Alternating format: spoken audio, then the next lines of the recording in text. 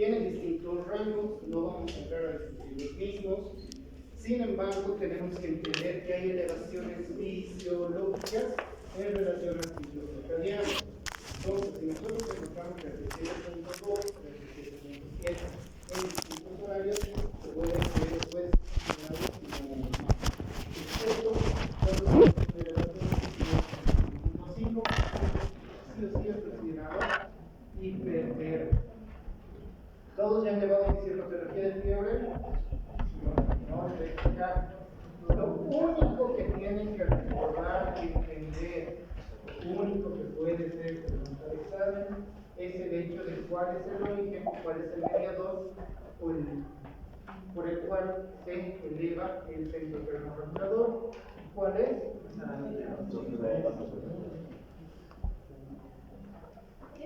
Diagnósticos diferenciales, lo que corresponde a hipertermia. La hipertermia tiene distintos tipos de producción o de formas de producción. Todo está en el libro, no necesitan copiar. Todo lo que corresponde a hipertermia puede ser, inclusive, por la dificultad que nosotros tenemos de determinar la temperatura corporal, dependiendo al ambiente en el cual nos encontremos. Hay algo que se llama golpe de calor, que es lo que normalmente sucede en los que bajan de forma muy brusca hacia el llano, y la pérdida del centro de regulación de temperatura corporal. Causas de hipertermia. Está en el cuadro 14.2 del libro, no necesitan copiar.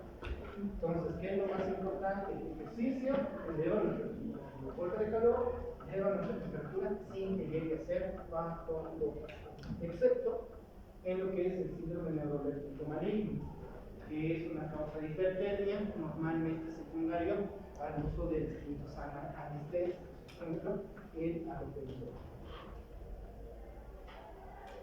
Estas dos imágenes son bien importantes. Necesito que se fijen, no necesito que copien. Esto no está en el libro.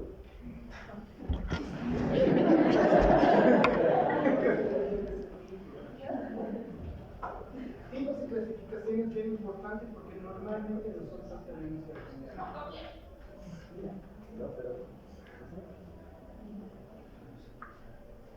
Hay dos lugares donde van a poder encontrar esto. Les voy a mostrar aquí en particular. Tenemos que hablar de los tipos, por ejemplo, la fiebre intermitente o la fiebre del incerto.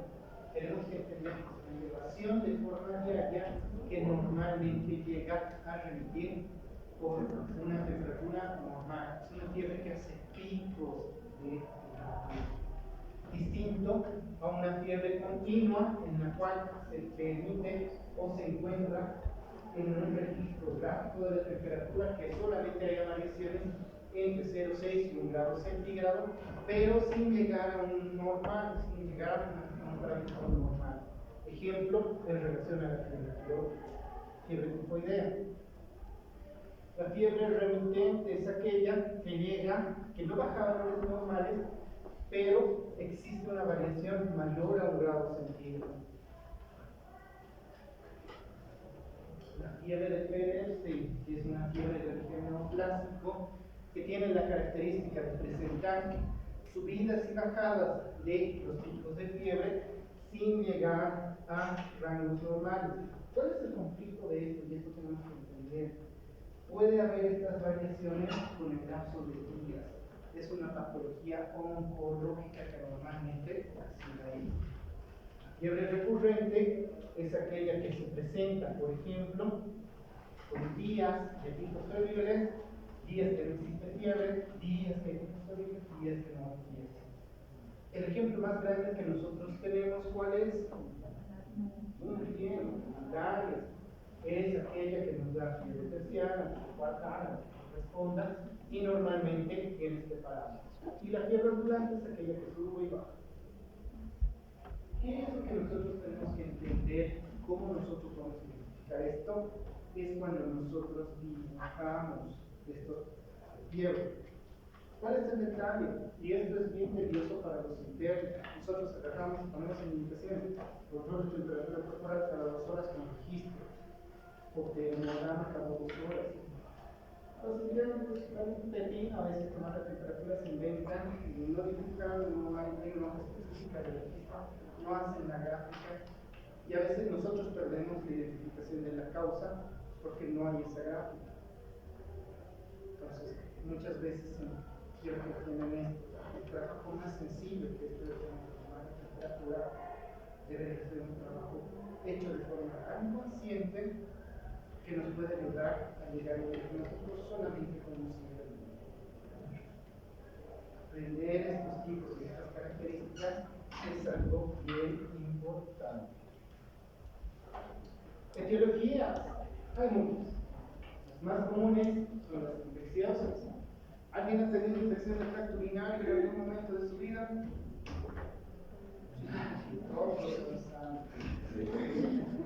¿Alguien ha tenido tuberculosis?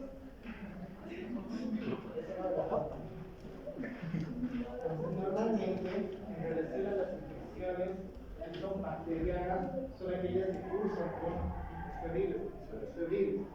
Muy distinto de los episodios de cuadros virales. Por ejemplo, una neumonía viral, que es actualmente algo muy común en la internación de los hospitales, tanto en pacientes niños como en pacientes adultos.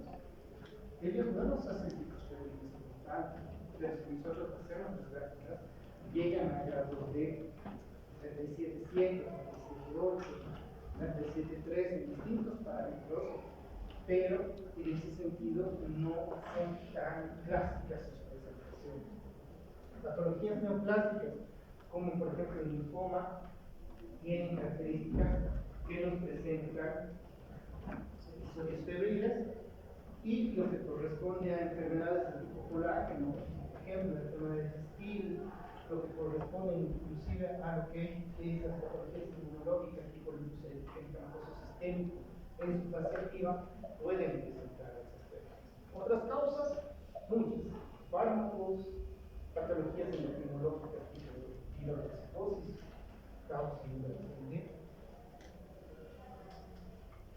Aquí necesito que ustedes empiecen a definir, ¿es un ciclo o es un síntoma? ¿Qué es una?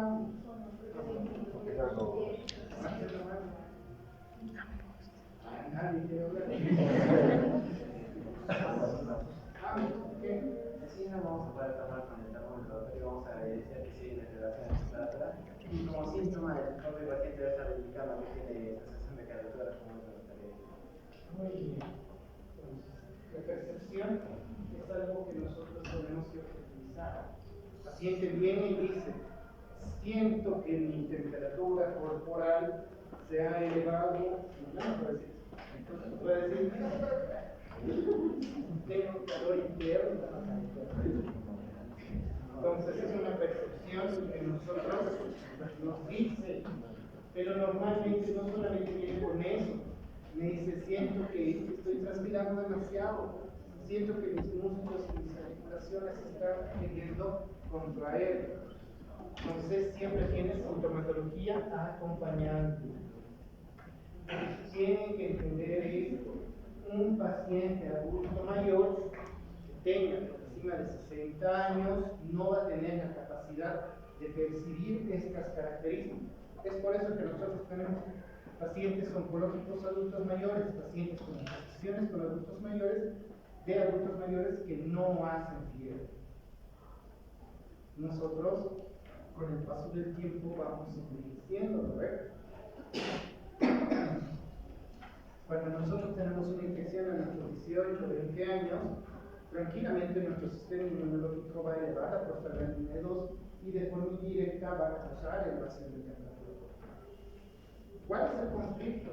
Con el paso del tiempo, nuestro organismo también envejece. Nuestro sistema inmune también envejece. Y como envejece, ya no tiene la capacidad al 100% de elevar la temperatura. Tenemos que entender dos cosas bien importantes en lo que corresponde a interpretación. Tenemos dos grandes grupos de pacientes, los inmunocompetentes y los inmunocomprometidos. Una persona inmunocompetente somos todos nosotros, todos aquellos que en algún momento tenemos nuestro sistema inmunitario y a tener un sistema inmune intacto, tenemos la capacidad de reaccionar ante cualquier tipo de proceso infeccioso, cualquier tipo de paciente que tengamos. En cambio, los pacientes inmunocomprometidos no tienen esa capacidad. Ejemplo de pacientes inmunocomprometidos, los más comunes, los pacientes que tienen VIH, los pacientes que tienen artritis reumatoidea, son considerados inmunocompetentes. Los pacientes que tienen lupus, como Selena Gómez, inmunocomprometida.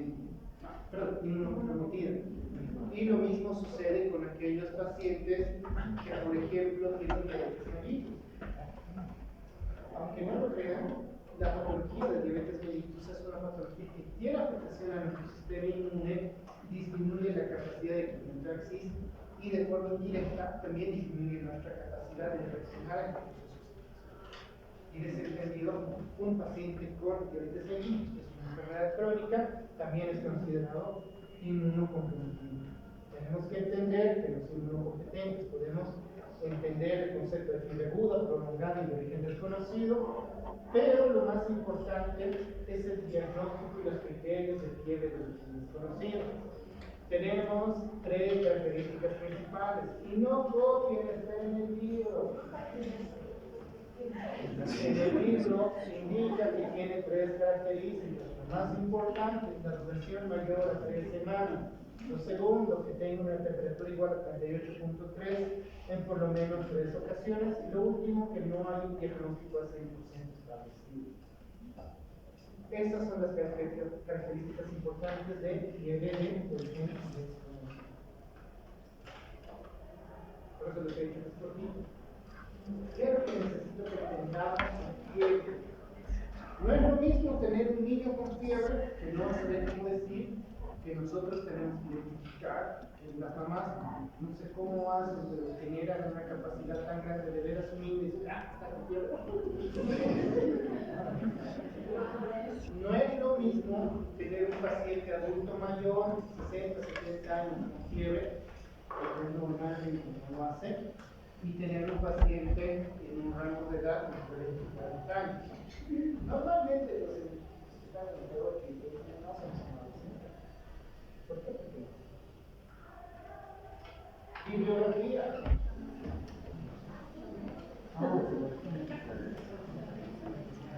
No, ya.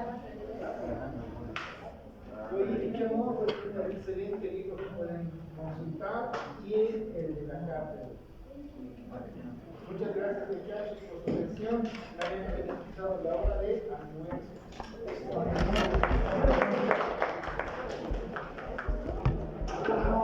Aquí está. Ya salió para que